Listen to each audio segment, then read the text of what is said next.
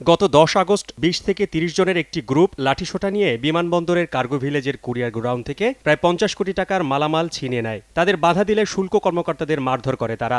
ওই ঘটনায় কুরিয়ার ইউনিটের সহকারী রাজস্ব কর্মকর্তা শাহজাহান আলী বিমানবন্দর থানায় একটি মামলা দায়ের এবং র্যাব 1-এ অভিযোগ করেন। সিসিটিভি ফুটেজ দেখে অপরাধীদের শনাক্ত করে গোপন তথ্যের ভিত্তিতে মঙ্গলবার রাতে মিরপুরে বেনারসি পল্লী থেকে তাদের গ্রেফতার করে র্যাব। গত 28 জুলাই ঢাকা কাস্টমস হাউসে ঢুকে এক সহকারী কমিশনারের হাত কেটে ফেলার হুমকি দেওয়ার অভিযোগ রয়েছে ছিনতাইকারী চক্রের প্রধান শ্যামলের বিরুদ্ধে। রাজনৈতিক পরিচয়ের আড়ালে সে বিভিন্ন সময়ে চোরাচালান করে আসছে বলে জানায় র্যাব। এই শ্যামল মূলত বিভিন্ন রাজনৈতিক দলের পরিচয়ে একটি চোরাচালান সিন্ডিকেট তৈরি করেছে এবং মূলত এই চোরাচালান কার্যক্রমের সাথেই সে জড়িত। প্রাথমিক জিজ্ঞাসাবাদে শ্যামল ও তার 2 সহযোগী র্যাবের কাছে স্বীকার করেছে এর আগেও একাধিকবার কাস্টমস কর্মকর্তাদের চাপ দিয়ে ভয় দেখিয়ে কার্গো ভিলেজ থেকে মালামাল বের করে নিয়ে যায় তারা। সেসব পণ্যের অধিকাংশই চোরাচালান পণ্য ছিল বলে জানায় শ্যামল।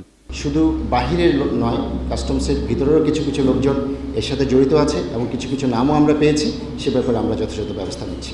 র্যাব আরও জানায় SMI world wide express courier service ও C&F লাইসেন্সের আড়ালে চোরাই পথে আমদানি নিষিদ্ধ ওষুধ, মুঠোফোন সহ বিভিন্ন পণ্য আনত এই চক্রটি। ওই ঘটনায় জড়িত বাকিদেরকেও গ্রেফতারে অভিযান চলছে বলে জানায় র্যাব।